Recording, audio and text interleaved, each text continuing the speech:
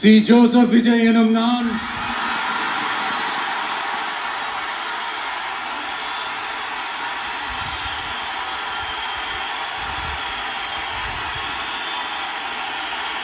சட்டப்படி அமைக்கப்பெற்ற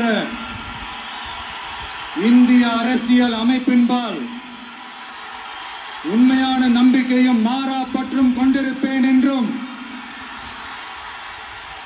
இந்திய நாட்டின் ஒப்பில்லாத முழு முதல் ஆட்சியையும் ஒருமையையும் நிலை நிறுத்துவேன் என்றும் தமிழ்நாட்டு அரசின் முதலமைச்சராக உண்மையாகவும் உளச்சான்றின்படியும் என் கடமைகளை நிறைவேற்றுவேன் என்றும் அரசியல் அமைப்பிற்கும் சட்டத்திற்கும் இணங்க அச்சமும் ஒருதலை சார்பும் இன்றி விருப்பு வெறுப்பை விலக்கி பலதரப்பட்ட மக்கள் அனைவருக்கும் நேர்மையானதை செய்வேன் என்றும் ஆண்டவன் மீது ஆணையிட்டு